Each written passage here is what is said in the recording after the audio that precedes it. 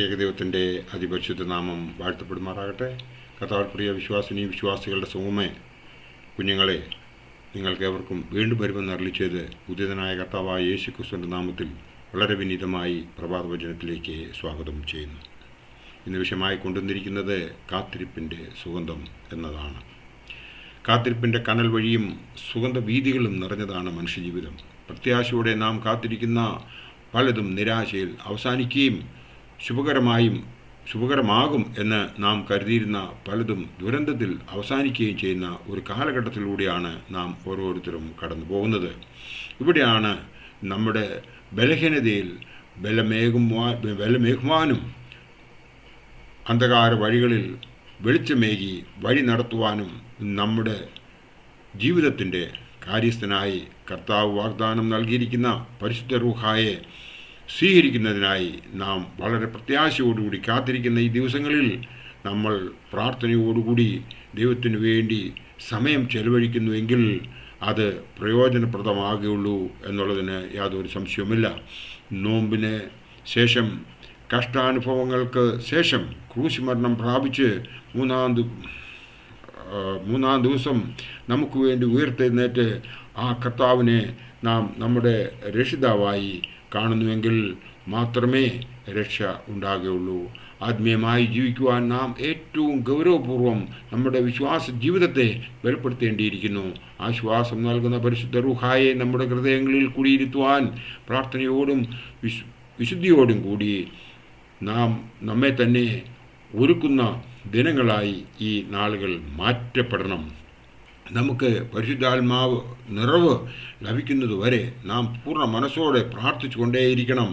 നമ്മുടെ ഈ കാത്തിരിപ്പ് ആത്മസ്നാനത്തിന് വേണ്ടിയുള്ളതാണ്. പെന്തക്കോസ്ത് നാൾ നമ്മുടെ ആത്മസ്നാനത്തിൻ്റെ പെരുന്നാളാണ്.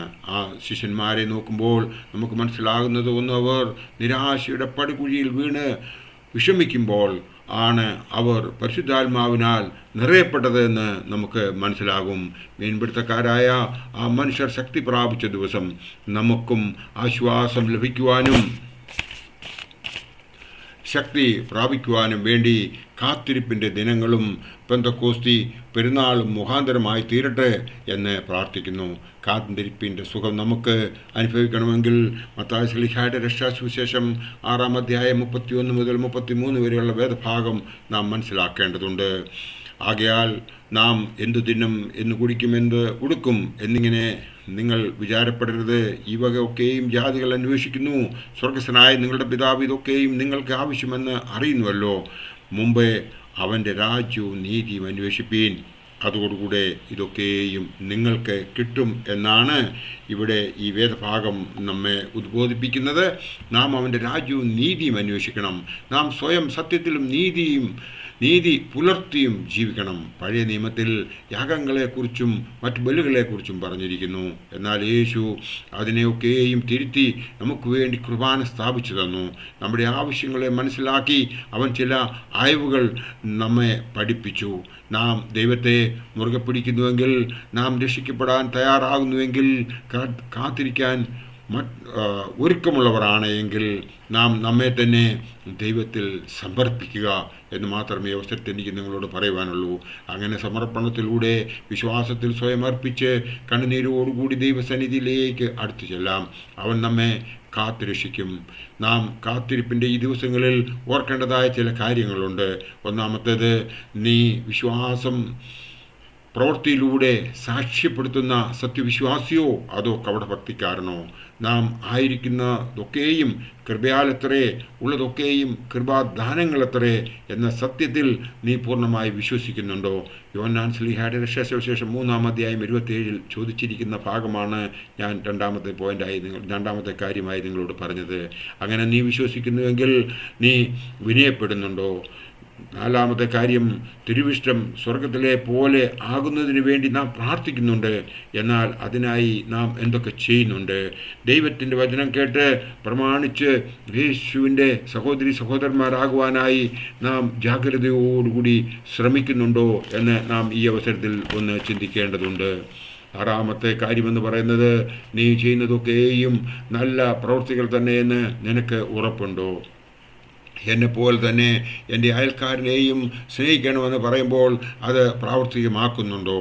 പരോപകാരം എന്നത് വലിയ ഒരു ഉപകാരമാണ്. നീ എത്രമാത്രം വിശ്വസ്തയോടുകൂടിയാണ് അത് ചെയ്യുന്നത്? നീ വിശ്വസ്തനാണോ? പരോപകാരം ചെയ്യുന്നുണ്ടോ എന്ന ഈ അവസരത്തിൽ ഒന്ന് ചോദിക്കേണ്ടതുണ്ട്.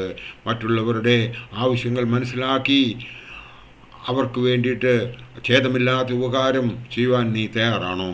നീ ഒരു ക്രിസ്ത്യാനിയായി അറിയപ്പെടുന്നത് നിൻ്റെ നാമത്തിലൂടെയാണോ അതോ നിൻ്റെ പ്രവൃത്തിയിലൂടെയാണോ? നാം നമ്മുടെ ദൈവത്തെ കർത്താവ് എന്ന് വിളിക്കുകയും അവനെ അനുസരിക്കുന്നവരും ആണോ എന്ന് നാം നമ്മോട് തന്നെ ഒന്ന് ചോദിക്കേണ്ട അവസരത്തിലാണ് നാം ജീവിക്കുന്നത്. 12-ാമത്തെ കാര്യമെന്ന് പറയുന്നത്, നീ മരണാനന്തര ജീവിതത്തിൽ വിശ്വസിക്കുന്നുണ്ടോ?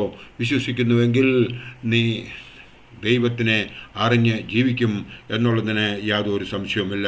മത്തായി ശ്ലീഹാ എഴുതിയ രക്ഷാസുവിശേഷം 25-ാം അധ്യായം 40-ാം വാക്യത്തിൽ ഇപ്രകാരം പറയുന്നു, രാജാവ് അവനോട്, എൻ്റെ ഈ ഏറ്റവും ചെറിയ സഹോദരന്മാരിൽ ഒരുത്തിനെ നിങ്ങൾ ചെയ്തിടത്തോളം എല്ലാം എനിക്ക് ചെയ്തുവെന്ന് ഞാൻ സത്യമായിട്ട് നിങ്ങളോട് പറയുന്നുവെന്ന് അരുളി ചെയ്യുമെന്ന് പറയുന്ന ഈ വേദഭാഗം, അതിൻ്റെ സാഹചര്യം നിങ്ങൾക്കറിയാവുന്നതുകൊണ്ട് ഞാനിപ്പോൾ അത് എടുത്ത് പറയുന്നില്ല.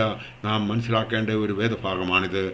ഈ കാത്തിരിപ്പിൻ്റെ സമയത്ത് നമ്മെ തന്നെ ദൈവത്തിൽ സമർപ്പിച്ച് രക്ഷ പ്രാപിക്കാം. നമുക്ക് അതിനായി കാത്തിരിക്കാം. കാരണം ഈ കാത്തിരിപ്പിൻ്റെ സുഗന്ധം നമുക്ക് ലഭിക്കണമെന്നുണ്ടെങ്കിൽ നമ്മുടെ സഭ നമ്മെ പഠിപ്പിച്ചിട്ടുണ്ട്. ഈ അവസരത്തിൽ ഉപവസിക്കണ്ട എന്ന്, ഈ 50 ദിവസം ഉപവസിക്കണ്ട എന്ന് പറഞ്ഞിട്ടുണ്ടെങ്കിലും നമ്മൾ പ്രാർത്ഥിക്കണ്ട എന്ന് നമ്മളോട് ഒരു സഭയോ നമ്മുടെ പിതാക്കന്മാരാരും തന്നെ പറഞ്ഞിട്ടില്ല. നമ്മൾ പൂർണ്ണ ഹൃദയത്തോടും പൂർണ്ണ ആത്മാവോടും പൂർണ്ണ ശക്തിയോടും കൂടി ദൈവത്തെ സ്നേഹിക്കുകയും അവനോട് നമ്മുടെ ആവശ്യങ്ങളെ മാത്രമല്ല നമുക്ക് കിട്ടിയിട്ടുള്ളതായ കൃപാവരങ്ങൾക്ക് വേണ്ടി നന്ദി അർപ്പിക്കുകയും ചെയ്യുന്നുവെങ്കിൽ ആ പരിശുദ്ധാത്മാ വരം നമ്മൾക്ക് ലഭിക്കും. നമ്മൾ മാമോദീസയിലൂടെ, നമ്മുടെ മോറോൻ കൂദാശയിലൂടെ നമുക്ക് ലഭിച്ചതായ ആ പരിശുദ്ധാത്മാവിനെ നമ്മുടെ ഉള്ളിൽ കാര്യസ്ഥനായി നാം സ്വീകരിക്കുന്നുവെങ്കിൽ ദൈവം നമ്മെ അനുഗ്രഹിക്കും എന്നുള്ളതിന് യാതൊരു സംശയമില്ല. അതിന് നമുക്ക് ഇടയാകട്ടെ എന്ന് മാത്രം ഈ അവസരത്തിൽ ഓർപ്പിച്ചുകൊണ്ട് എൻ്റെ വാക്കുകൾ ഇവിടെ ഉപസംഹരിക്കട്ടെ. നന്ദി, നമസ്കാരം. നന്ദിയോടെ ഞാൻ സ്തുതി പാടിടും എൻ്റെ യേശുനാഥ, എനിക്കായി നീ ചെയ്തോരോ നന്മയ്ക്കും ഇന്നു നന്ദി ചൊല്ലുന്നു ഞാൻ.